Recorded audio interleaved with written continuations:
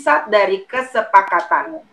Firman Tuhan ini Tuhan kasih kepada saya justru ketika minggu lalu Pak Luther berbicara sharing tentang saudara, dan ada satu kesaksian tentang ketika kami tidak sepakat dan kami mengalami begitu banyak persoalan, tetapi ketika kami mulai memperbaiki itu dan kami sepakat, maka perjalanannya begitu penuh dengan mujizat Tuhan.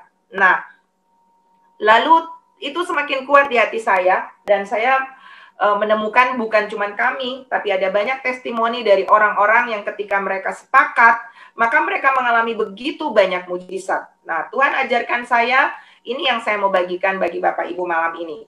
Nah, kita mulai Bapak Ibu bahwa kata sepakat itu berasal dari bahasa Yunani. Bahasa Yunaninya maksudnya dari sepakat itu adalah suponeo, ya, suponeo. Suponeo itu artinya harmonis, ya, bersama, kompak, dan setuju, ya.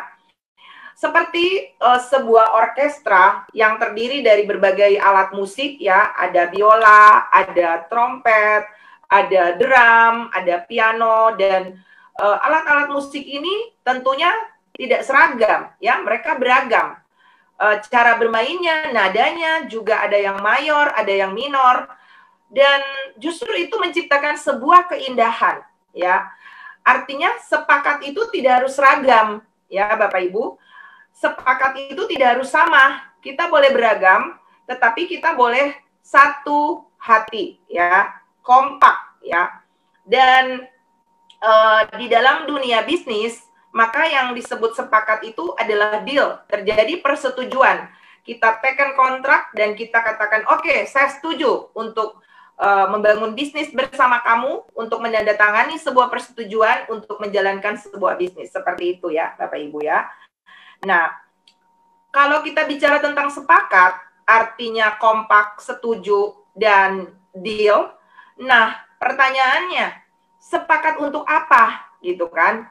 Ternyata kesepakatan itu bisa dari dua sisi, Bapak Ibu. Ada sisi buruk ketika kita bersepakat untuk melakukan sebuah kejahatan, dan ternyata walaupun itu untuk sesuatu yang jahat, itu bisa berhasil juga, Bapak Ibu. Contoh, ketika di dalam Kejadian pasal yang ke-11, ayatnya yang pertama sampai ayatnya yang ke-8, itu tentang kisah waktu manusia pertama, ya, seluruh bumi masih satu bahasa dan satu logat, ya. Jadi kita semua yang ada di sini punya bahasa yang berbeda-beda sekarang, dunia punya bahasa yang berbeda sekarang.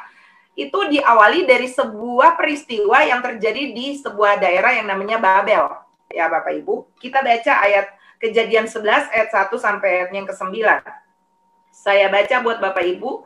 Adapun seluruh bumi satu bahasanya dan satu logatnya. Maka berangkatlah mereka ke sebelah timur dan menjumpai tanah datar di tanah Sinear. Lalu menetaplah mereka di sana. Siapakah mereka ini? Orang-orang di zaman itu, ya, yang ada di daerah Babel itu.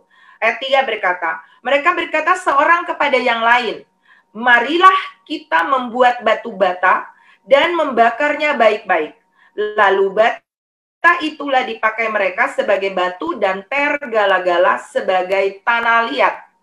Juga kata mereka, marilah kita dirikan bagi kita sebuah kota dengan sebuah menara yang puncaknya sampai ke langit. Dan marilah kita cari nama. Ya, ini pertama kali yang disebut dengan denom, ya, mencari nama. Lalu muncul denominasi. Lalu saudara dikatakan di sana, dan marilah kita cari nama supaya kita jangan terserak ke seluruh bumi. Padahal waktu Tuhan menciptakan manusia, Tuhan katakan terseraklah ke seluruh bumi. Jadi ini sebuah persepakatan untuk menentang Tuhan. Ya, saudara perhatikan ya. Dan ayat 5 berkata, lalu turunlah Tuhan untuk melihat kota dan menara yang telah didirikan oleh anak-anak manusia itu.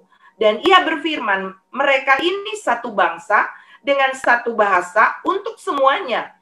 Itu sepakat namanya saudara. Ini barulah permulaan usaha mereka. Mulai dari sekarang, apapun juga yang mereka rencanakan, tidak ada yang tidak akan dapat terlaksana. Saudara lihat ya, Apapun yang mereka rencanakan, tidak ada yang tidak akan dapat terlaksana. Apa maksudnya? Artinya akan terlaksana ketika mereka kompak. Ya, baiklah kita turun, dan ternyata kekompakan mereka untuk sesuatu yang tidak benar, saudara, untuk menentang Tuhan. Lalu Tuhan bilang kalau sampai dibiarkan, maka mereka akan menjadi manusia yang punya persepakatan jahat dan melahirkan jahat, jahat, dan jahat. Baiklah kita turun dan mengacau balaukan di sana bahasa mereka, sehingga mereka tidak mengerti lagi bahasa masing-masing. Demikianlah mereka diserahkan Tuhan dari situ ke seluruh bumi. Dan mereka berhenti mendirikan kota itu. Itulah sebabnya sampai sekarang nama kota itu disebut Babel. Karena dari situlah dikacau balaukan Tuhan bahasa seluruh bumi, dan dari situlah mereka diserahkan Tuhan ke seluruh bumi. Jadi persepakatan untuk menentang Tuhan ketika mereka kompak, unity, itu juga bisa berhasil, saudara, ya. Dan justru akhirnya Tuhan intervensi untuk mengacaukan bahasa mereka. Kata yang saudara dan saya dapat di situ adalah satu bahasa, ya. Satu bahasa, ya. Ketika kita satu bahasa, itu yang disebut sepakat, ya, saudara. Nah, ada lagi kisah di dalam Perjanjian Baru, yaitu di dalam Kisah Para Rasul 1, ayatnya yang kedua. Itu kisah tentang siapa? Kisah tentang Ananias dan Safira, ya. Ketika Ananias dan Safira menjual tanahnya, Bapak Ibu, maka Ananias dan Safira tidak menyerahkan seluruh hasil itu kepada para rasul sesuai dengan yang terjadi peraturan pada zaman itu, saudara. Mereka dengan sengaja menahan bagian yang harusnya dipersembahkan. Dan yang terjadi adalah mereka menipu para rasul. Ketika ditanya, apakah ini semua? Mereka bilang iya. Dan Ananias dan Safira sama-sama sepakat untuk mendustai rasul. Dan apa yang terjadi? Mereka mati seketika. Ya, Ananias mati ketika orang pergi menguburkan mayatnya, datanglah Safira, dan ketika ditanya, dia pun menipu, dan yang terjadi dia pun ikut mati. Saudara, mengerikan, ya. Ketika sebuah persepakatan untuk kejahatan terjadi, maka Tuhan langsung intervensi. Di Perjanjian Lama ketika Babel terjadi, Tuhan intervensi mengacaukan bahasa mereka. Dan di Perjanjian Baru pun sama. Tuhan turun dan tanpa lagi mengacaukan bahasa, langsung eksekusi kematian. Sebab itu, saudara, hati-hati dengan sebuah persepakatan.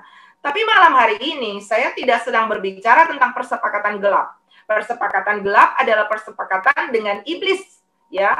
Ketika kita bersekutu untuk melakukan kejahatan, maka sesungguhnya dalang di balik itu, cap yang ada di sana untuk mengesahkan persepakatan itu adalah cap iblis. Tetapi anak-anak Tuhan, ketika kita bersepakat untuk melakukan sebuah kebenaran yang Tuhan mau, maka cap di sana ada darah Yesus. Wow. Dan itu powerful sekali, saudara. Akan ada sesuatu yang spektakuler. Saudara tulis di situ, bilang amin. Haleluya. Amin, saudara.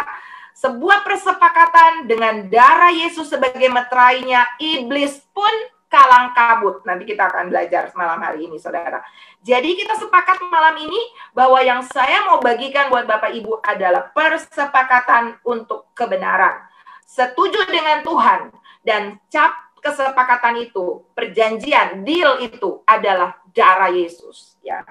Nah, saudara, apa kuasa di balik sebuah kesepakatan itu? Ya, yang pertama, Tuhan ada di sana. Tuhan hadir di sana.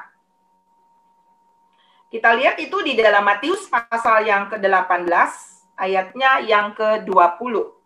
Matius 18, ayatnya yang ke-20 berkata, sebab di mana 2-3 orang berkumpul dalam namaku, di situ aku ada di tengah mereka, ya.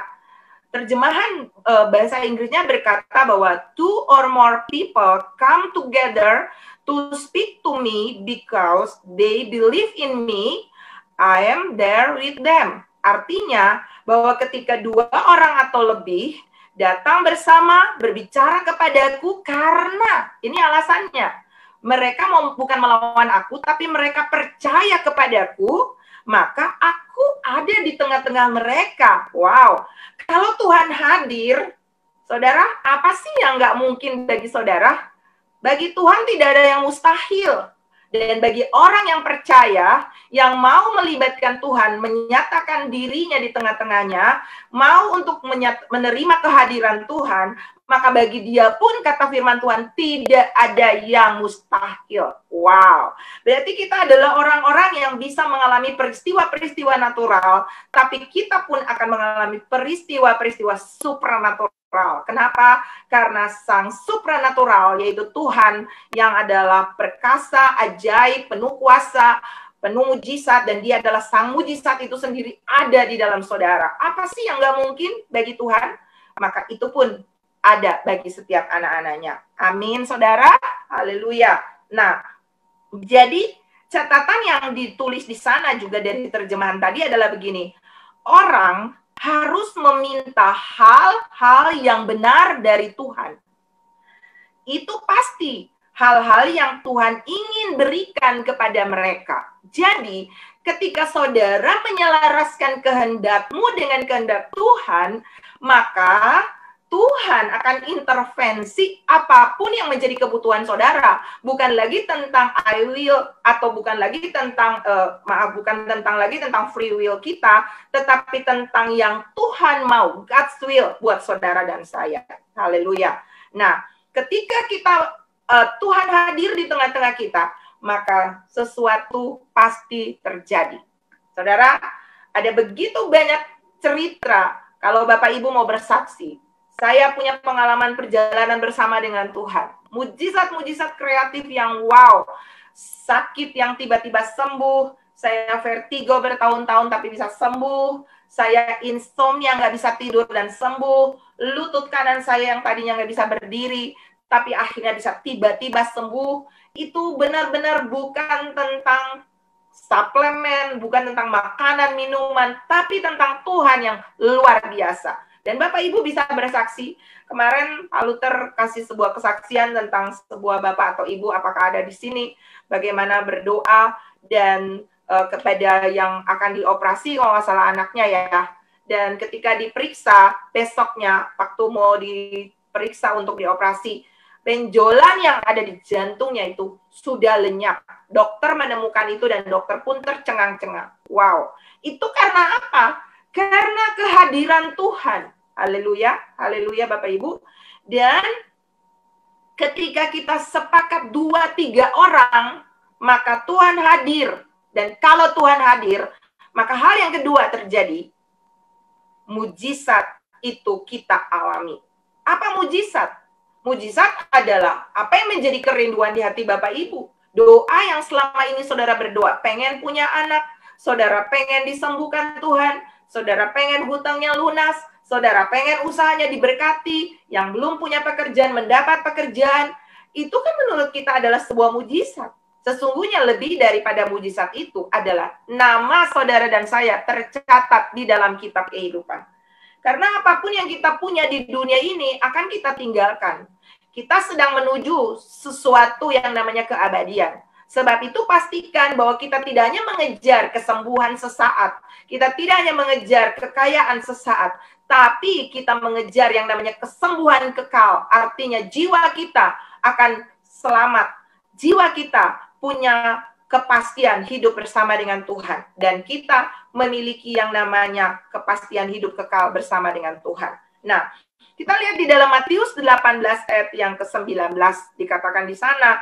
Dan lagi aku berkata kepadamu, jika 2 orang daripadamu sepakat, wow, meminta apapun juga. Luar biasa, saudara. Saudara mau apa? Tuhan pernah satu waktu ketika saya menyembah Tuhan dan saya sedang sedih, lalu saya berdoa, saya cuma menyembah, saya bilang, aku mau memuji Engkau Tuhan, aku mau menyembah Engkau lebih daripada aku mau mendapat jawaban, aku cuma kepengen intim aja dengan Tuhan. Selesai saya berdoa, bahkan sebelum saya selesai berdoa, saya sedang menyembah Tuhan, tiba-tiba sebuah suara yang lembut muncul di hati saya begini, kamu mau apa? Saya kehilangan permintaan. Dan saya cuma bilang gini, saya mau Tuhan. Saya udah nggak tahu lagi mau minta apa. Saya tahu cuma satu, saya mau Tuhan. Dan hari-hari itu, ke depannya, aneh-aneh saudara, yang saya cuma kepengen hal-hal kecil di hati, hal-hal yang rasanya tuh biasa, tapi Tuhan tuh bisa lakukan, saudara. Itu karena apa? Karena bagaimana kita mau meminta sesuai dengan yang Tuhan mau, yaitu lebih memprioritaskan pribadi Tuhan. Dikatakan di sini, apapun juga permintaan mereka itu akan dikabulkan oleh Bapakku yang di surga. Terjemahan isi Inggris bilang begini, 2 orang setuju bersama minta hal yang sama pada Tuhan, maka Bapakku yang di atas akan memberikan apa yang mereka minta. Kata sepakat di sini artinya satu roh, ya, sehati, satu kerinduan, satu harapan, dan sama-sama percaya. Jangan satu bimbang, satu iya. Itu bukan sepakat namanya, ya, seia sekata. Bukan cuma di mulut, tapi dari hati yang mendukung, ya. Ada banyak kali kita bilang iya di depan, tapi di belakang enggak. Dan itu bukan sepakat. Yang Tuhan mau adalah sepakat. Apapun yang terjadi, seia sepakat, setuju, sekata bahwa itu mau dilakukan. Kita akan belajar bahwa ternyata mujizat yang kita dapat dari kesepakatan ini adalah, saya ambil 2 hal aja malam ini, saudara. Mujizat yang pertama itu adalah mujizat kemenangan untuk mengalahkan musuh. Saudara punya banyak musuh pastinya, ya kan? Musuh kita, ingat ya Bapak Ibu, bukan darah dan daging. Artinya saudara, teman, keluarga, ataupun sahabat, itu bukan musuh. Yang namanya manusia nggak ada. Itu bukan musuh. Kita nggak suka, oke. Tapi itu bukan musuh. Itu kata firman Tuhan. Perjuangan kita bukan melawan darah dan daging, tapi melawan roh-roh di udara. Sebab itu kita dilarang membenci. Marah boleh, nggak suka boleh. Saya kalau sampai pada satu titik di mana saya udah daripada nanti ribut, saya nggak bangun hubungan, saya putus hubungan. Karena saya menjaga input. Saya nggak mau nanti akhirnya saya marah-marah, saya juga menghakimi, saya juga akhirnya jadi terpancing. Mending saya putus aja dulu, diam dulu komunikasinya, supaya jangan tambah dosa, gitu saudara. Ya, kenapa? Karena hati-hati dengan yang namanya ketika kita akhirnya ada di dalam pihak musuh. Nah, kita akan belajar tentang bagaimana kita melawan musuh, ya. Musuh di sini tentunya diri kita sendiri pastinya awal, ego kita, ya. Iblis tentunya yang pakai berbagai cara di sekeliling kita untuk membuat kita terdistraction daripada perjalanan iman kita. Dan juga bisa sakit penyakit, masalah ekonomi, itu musuh yang maju menyerang. Kita akan lihat di dalam 1 Samuel 14, bagaimana kesepakatan mengalahkan musuh. Ya, malam ini saya berdoa supaya ketika selesai firman ini disampaikan, maka musuh yang maju menyerang Bapak Ibu, apapun itu, masalah-masalah yang datang menyerang, maka bersatu jalan mereka maju menyerang. Bertujuh jalan Tuhan akan pukul mundur daripada Bapak Ibu saudara sekalian. Amin.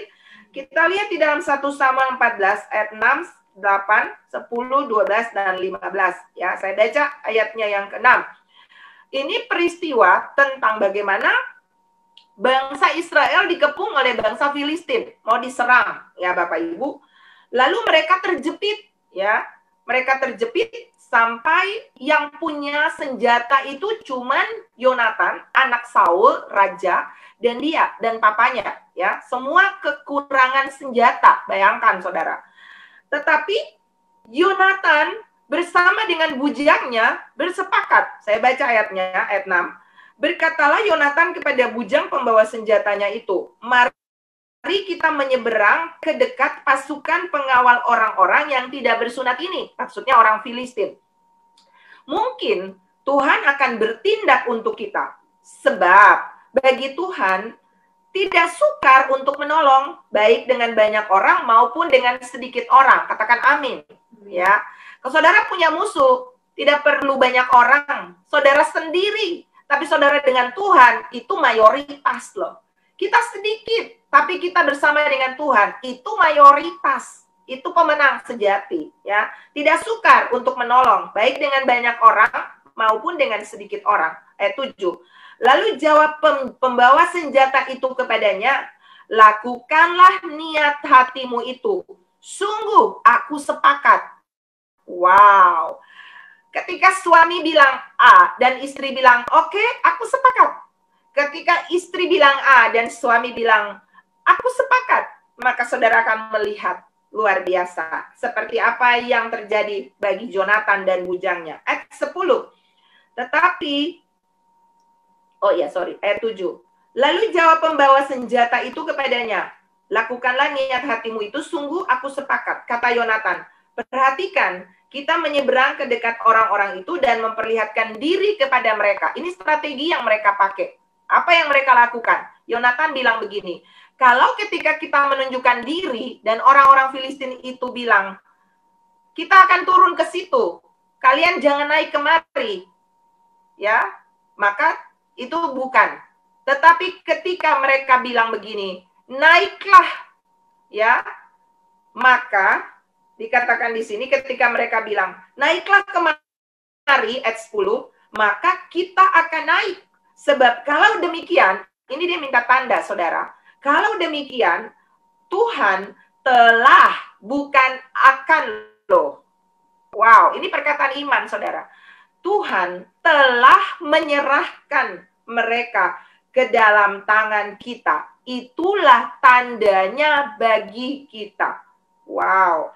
Lalu ayat yang ke-12, saudara lihat. Di sana dikatakan, orang-orang dari pasukan pengawal itu berseru kepada Yonatan dan pembawa senjatanya, katanya, naiklah kemari, maka kami akan menghajar kamu.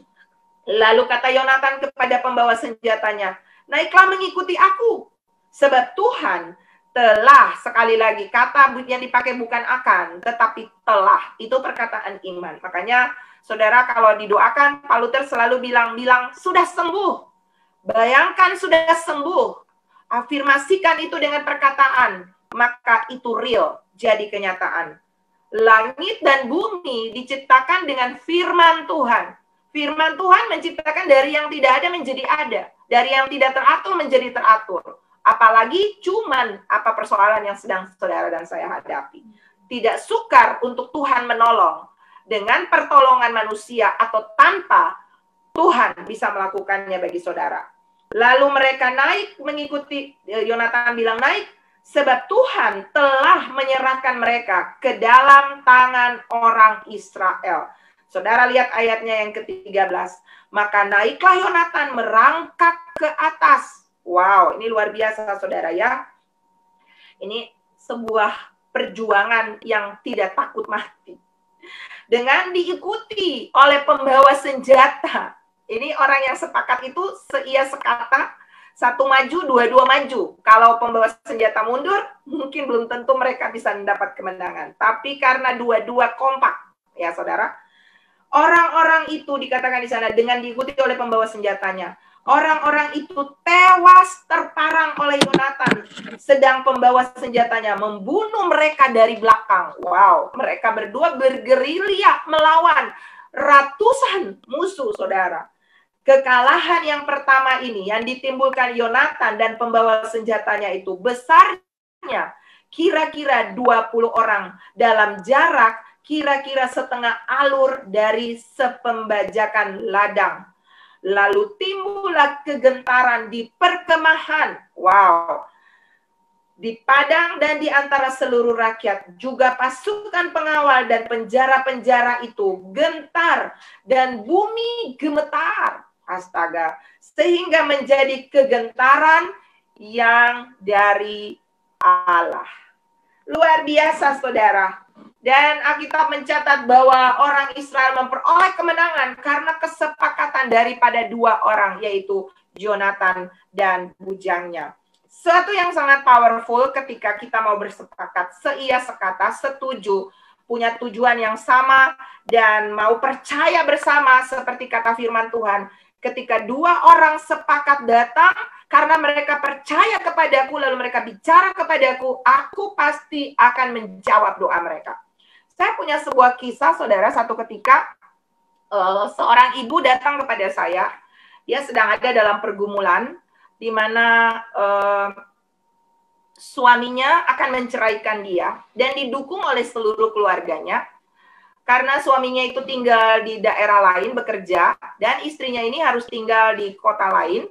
Dan ternyata suaminya itu akhirnya punya teman lain, ya Will, saudara.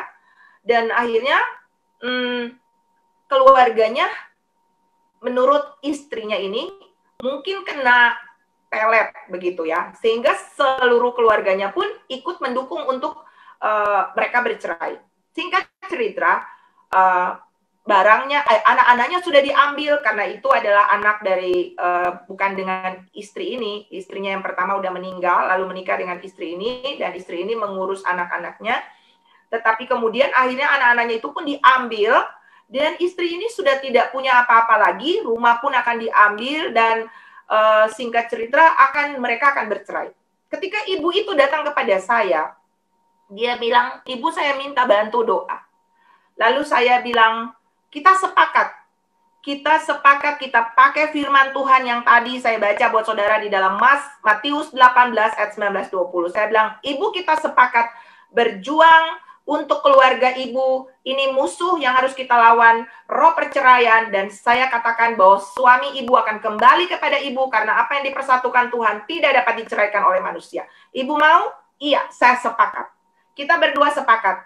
Ibu itu dari latar belakang belum dalam aliran pertobatan ya, jadi belum dibaptis. Tetapi ketika saya ngajar, saya mulai perlahan-lahan. Saya bilang, Bu, ayo taati saja setiap bagian firman Tuhan dan lihat Tuhan akan bela ibu. Lalu apapun yang saya suruh, saya bilang, Bu, mau baptis? Baptis. Saya ajarin dia, terima Tuhan Yesus. Mau baptis selam? Baptis selam. Apapun, doa puasa. Pokoknya kita berdua selalu sepakat. Saya tuliskan kata-kata di situ dan kita terus sepakat. Singkat cerita, ada banyak kisah tapi saya tidak akan cerita lebih jauh lagi. Suaminya itu pulang, tetapi kemudian seperti ada di dua sisi dan istrinya ini takut, kok suami saya tiba-tiba pulang ya Bu? Dan saya bilang, ini sedang terjadi tarik-menarik. Kita tidak boleh kalah. Kita yang harus memenangkan pertarungan ini. Terus Bu, sepakat, bilang suamiku sudah pulang. Kita pakai kata-kata firman Tuhan. Apa yang dipersatukan Tuhan tidak boleh diperceraikan oleh manusia. Bahwa Tuhan ada di pihak ibu. Dan tidak ada yang musuh bisa menyerang ibu. Kita terus pakai kata-kata firman Tuhan. Dan saudara, kemudian saya harus pindah kota. Saya harus pindah pelayanan di kota lain. Dan saya harus tinggalkan ibu itu di sana. Tapi saya titip ibunya kepada salah satu teman saya. Saya bilang, bantu temanin ibunya sampai lihat mujizat. Saya walaupun di kota lain, saya akan terus bersepakat dengan dia. Kita akan terus berdoa bersama. Dan kita terus berdoa. Tetapi kemudian saya putus kontak dengan dia. Tapi kita terus berdoa. Waktu sebelum itu saya terus berdoa bersama dan kita putus kontak.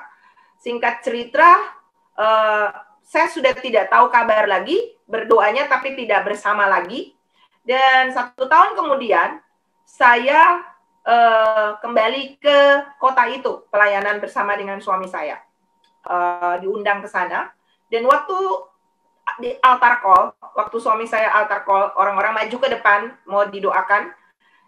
Saya maju untuk meng-capture orang-orang di depan.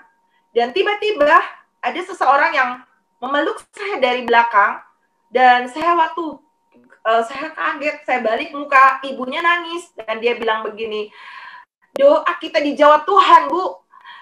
Ibu harus tahu, suami saya ada di belakang. Dan, wah saudara, saya exciting banget, saya wow Tuhan, terima kasih. Saya peluk dia, dan saya bilang, luar biasa, ini yang namanya kuasa kesepakatan.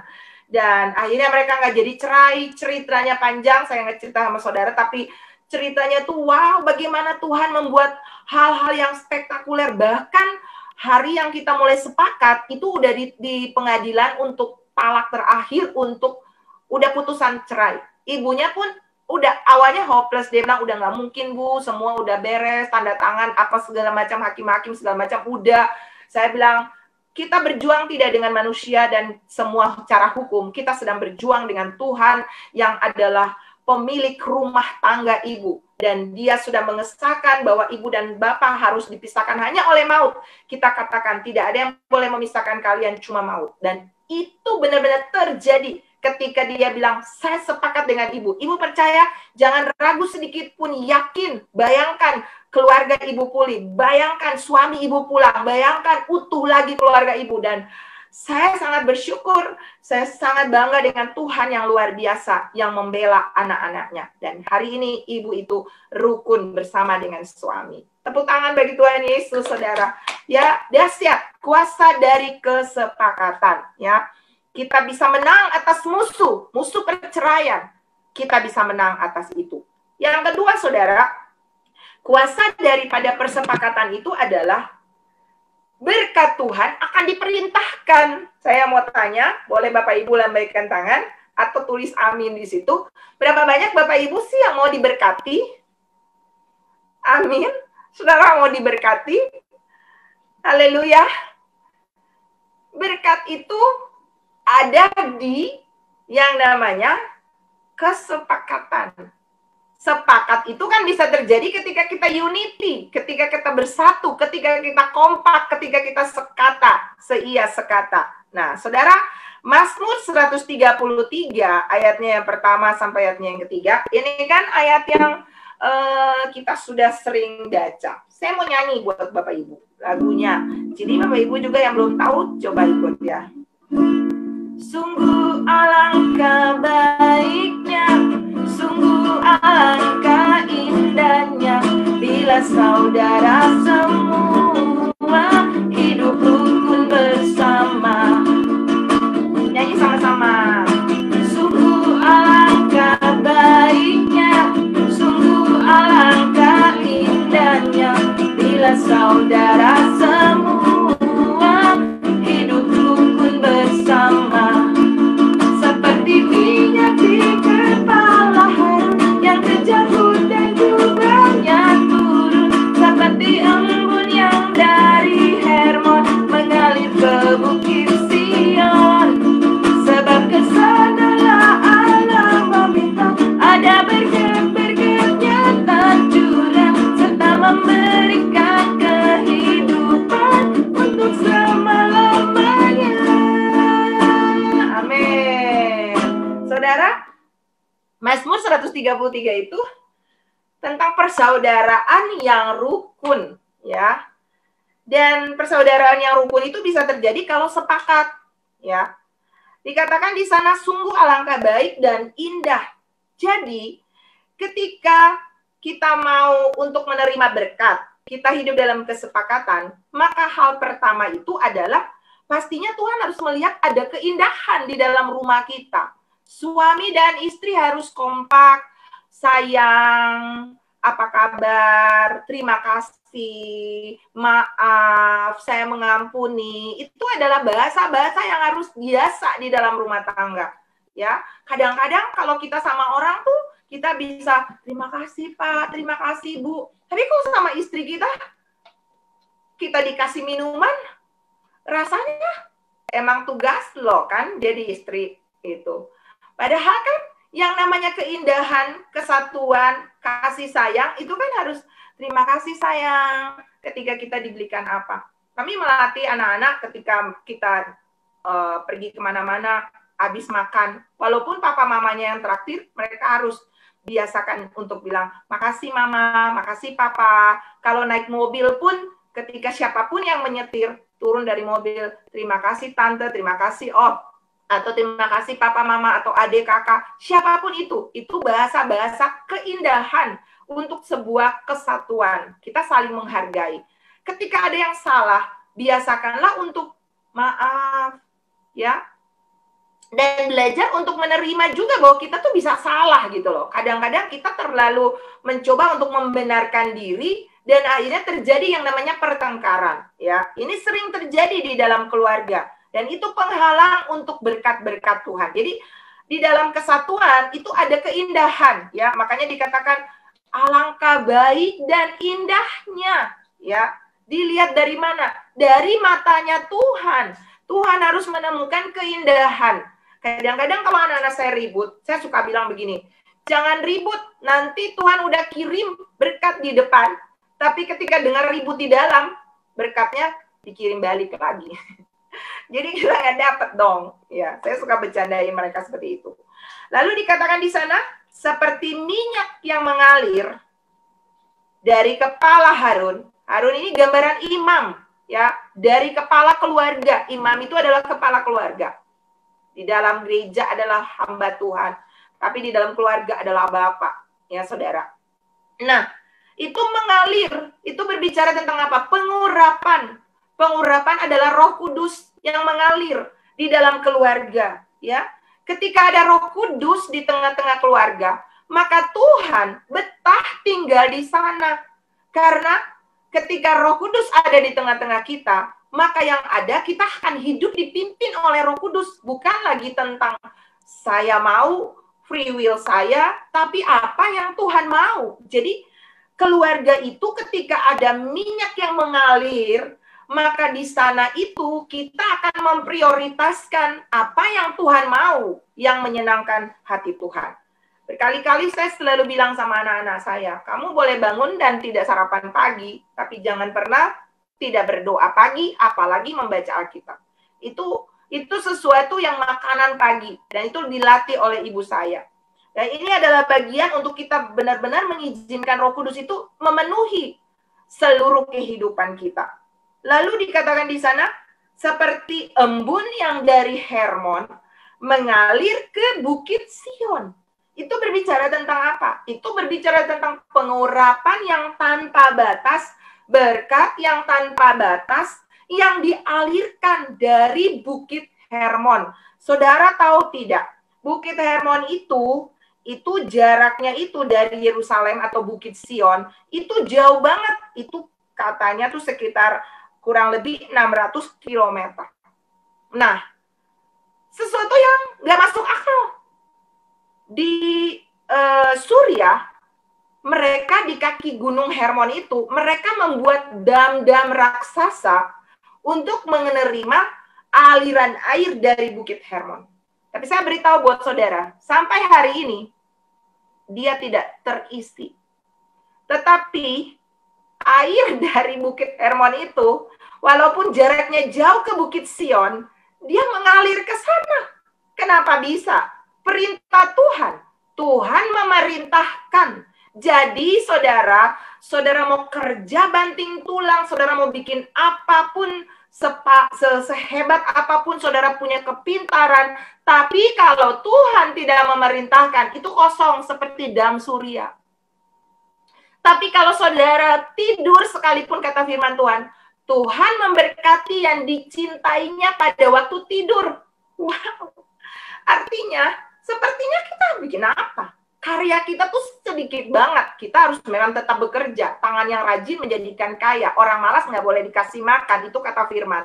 Tetapi, kalau misalnya saudara dan saya mengutamakan Tuhan, mengizinkan Tuhan betah di dalam rumah kita dengan kesepakatan, rukun, ya saudara, mengizinkan Roh Kudus mengambil alih keluarga kita, hidup bukan berdasarkan apa yang kita mau, tapi apa yang Tuhan mau. Lihat saudara, engkau diberkati berlimpah-limpah. Apa yang tidak mungkin, itu pasti jadi mungkin. Seperti embun dari Bukit Hermon, mengalir ke Bukit Sion, itu sesuatu yang impossible. Tapi bagi Tuhan tidak ada yang mustahil. Dan bagi saudara yang mengandalkan Tuhan juga tidak ada yang mustahil. Dan yang hebatnya, Alkitab bilang begini, sebab kesanalah Tuhan memerintahkan. Ayatnya yang ketiga ya, Mazmur 133, boleh tolong multimedia tampilkan. Dikatakan di sana, sebab kesanalah Tuhan memerintahkan berkat kehidupan untuk selama-lamanya. Jadi yang paling dahsyat nih, kita menjadi magnet berkat Tuhan. Saudara tahu kan ya magnet? Magnet itu kan besi berani kalau di Ambon bilang. Jadi ketika kena dengan sesuatu yang baja atau besi, maka dia langsung nempel. Nah, demikianlah ketika saudara punya kesepakatan, saudara nggak perlu kejar berkat, jangan kejar uang. Uang itu punya kaki 3, bahkan dia punya sayap. Kalau saudara kejar dia, saudara dan saya cuma punya kaki 2. Dia larinya lebih cepat. Saudara nggak akan bisa tangkap itu uang. Tapi kalau Tuhan yang perintahkan, datang ke anakku yang ada di sana, datang ke Ibu Choa Bing Lan, datang ke Ibu Yohana, datang ke Ibu Lili, datang ke Ibu Yurna, datang ke Ibu Yesika, wow, datang ke, saya nggak lihat semua, jadi saya bilang yang saya lihat. Datang ke Ibu Betty, datang ke Ibu Hermina Lopis, datang ke semua Bapak Ibu yang ada di Zoom. Pak Luther juga ya. Hai, Pak Luther.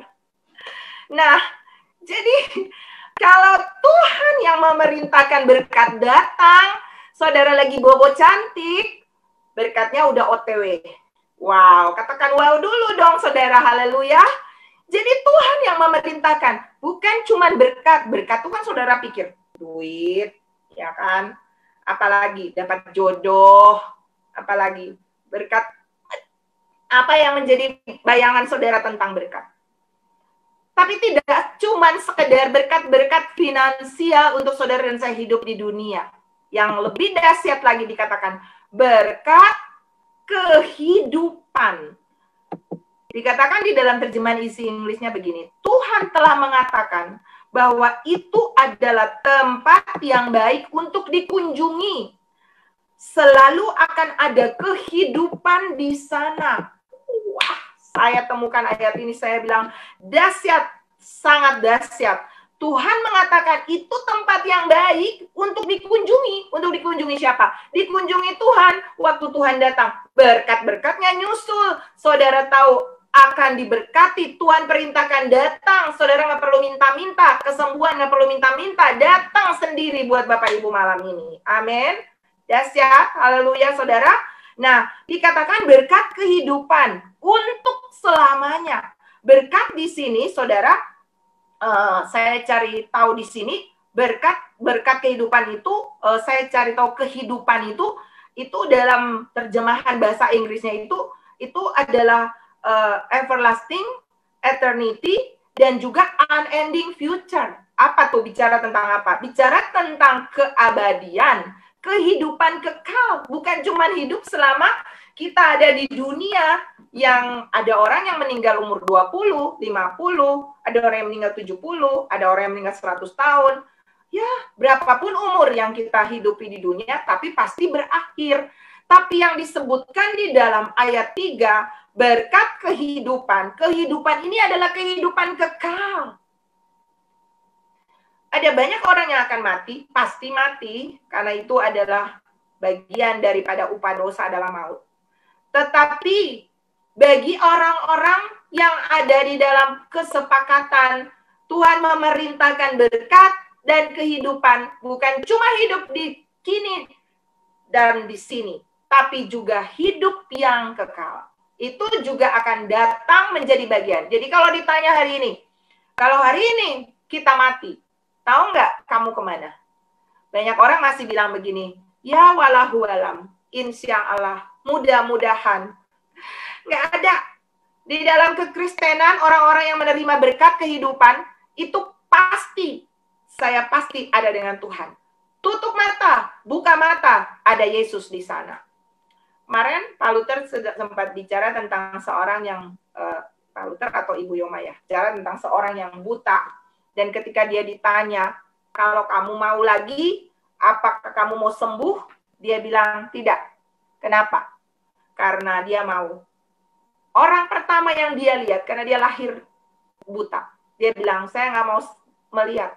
Karena saya mau ketika saya melihat, maka orang pertama yang saya mau lihat adalah Tuhan Yesus. Karena dia sangat cinta sama Tuhan, saudara. Jadi kita harus punya kepastian bahwa hari ini kalau dipanggil pulang sama Tuhan, kematian tuh keren.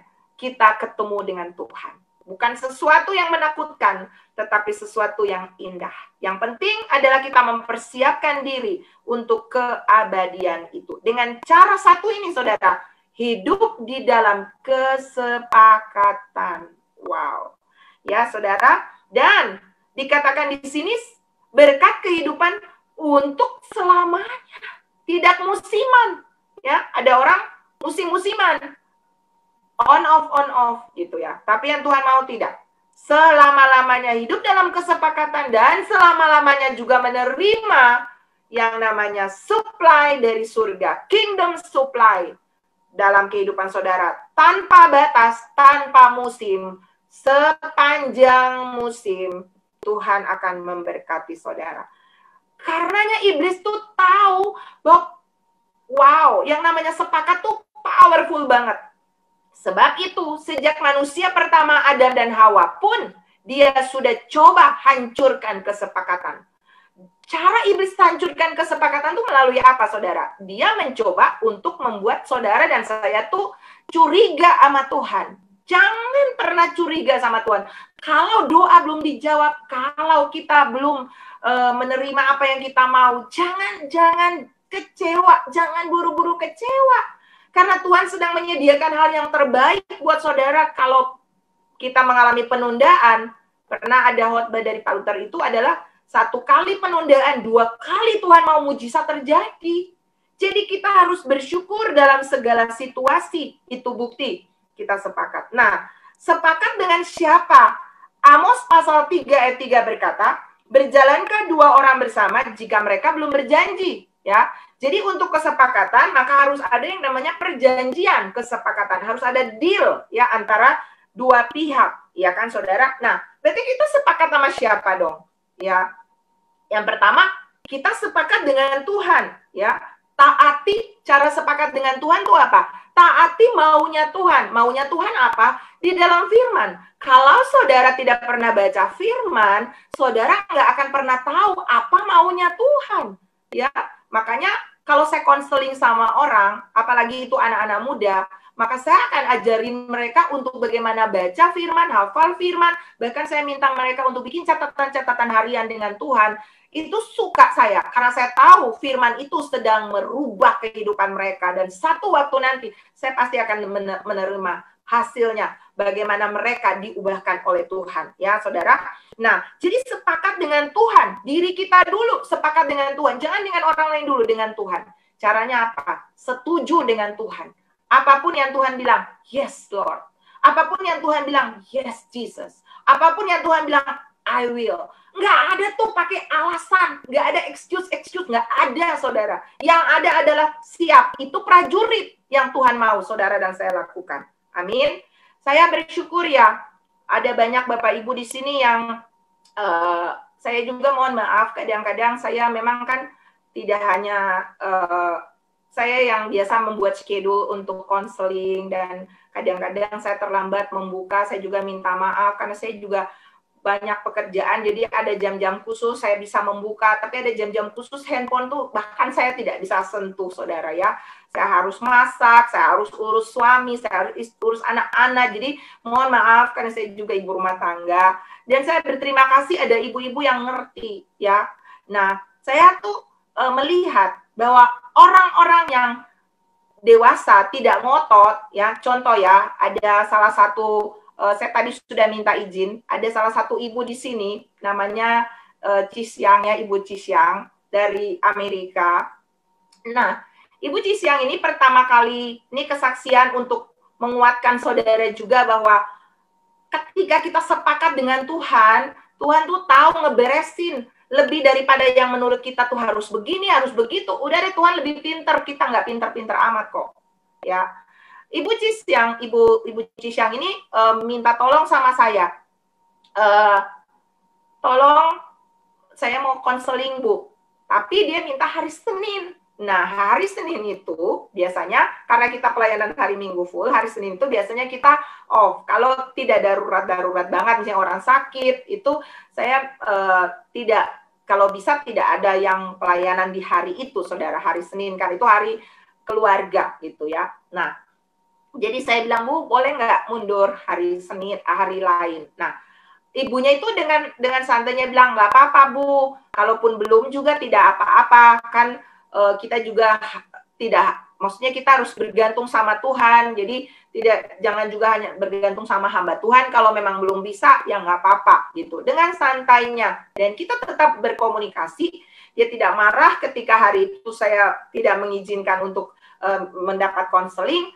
Tetapi justru kami melihat bagaimana justru dia semakin diberkati Tuhan. Bahkan yang herannya adalah namanya itu beberapa kali ditaruh Tuhan di hati Pak Luther untuk didoakan.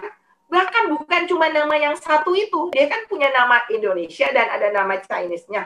Nah, disebutin nama Indonesianya, ternyata itu orang yang sama gitu ya. Jadi saya duduk bayangkan ya, ini jadi sebuah perenungan buat saya bahwa iya ya, ketika orang itu fokus kepada Tuhan, dia puas dengan Tuhan, walaupun mungkin dia belum bisa didoakan. Tapi ketika dia puas, ada banyak kan, ibu-ibu juga punya kesaksian, walaupun dia cuma masuk dan dia cuma punya hati lapar dan haus rindu sama Tuhan, tiba-tiba namanya dipanggil, tiba-tiba dia didoakan, tiba-tiba dia mengalami kesembuhan. Jadi, apa yang saya mau bilang sama saudara? Setuju aja sama Tuhan. Kalau Tuhan bilang, belum waktunya kamu didoakan, belum waktunya kamu disembuhkan. Setuju aja, karena Tuhan lebih tahu apa yang terbaik bagi kita.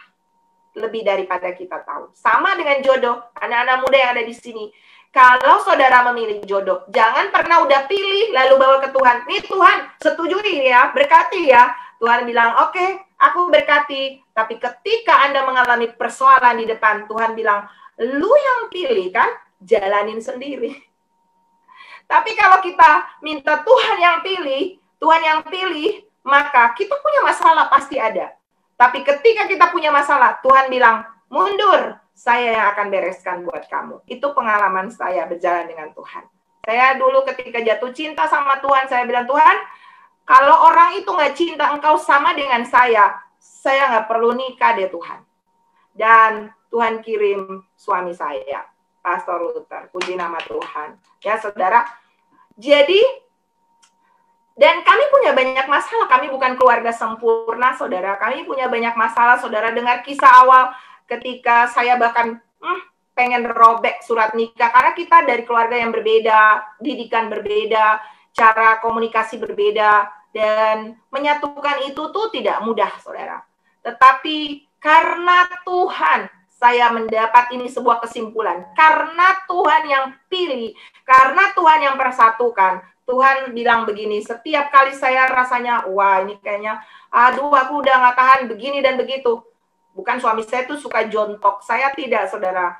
Masalahnya suami saya itu adalah, orangnya kalau sudah putuskan, itu kayaknya tuh dunia bergoncang, nggak akan berubah. Jadi rasanya saya pengennya gitu. Tapi saudara, ketika kami mulai berjalan dengan Tuhan, Tuhan bilang, saya yang bereskan. Caranya apa? Tuhan rubah hati saya.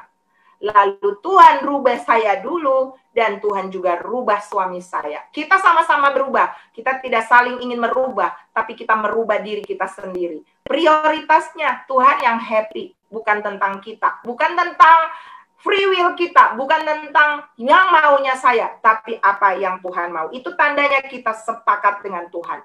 Haleluya. Yang kedua, sepakat dengan keluarga, suami, istri, sepakat dengan anak-anak.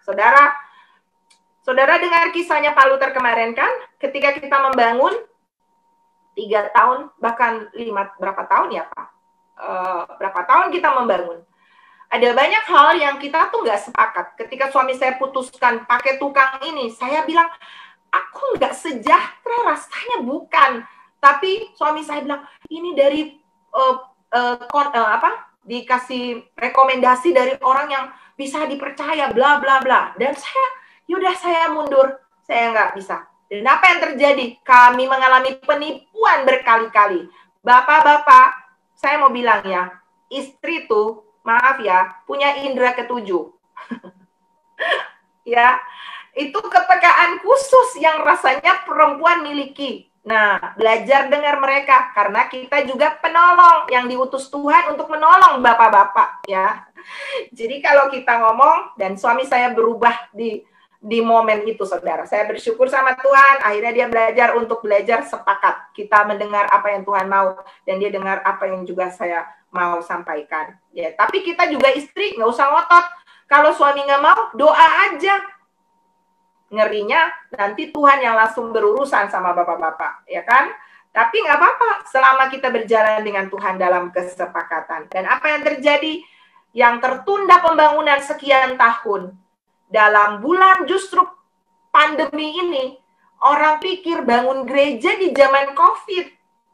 Katanya gereja-gereja lagi tutup, gereja-gereja lagi bangkrut. Gimana bisa? Karena sepakat.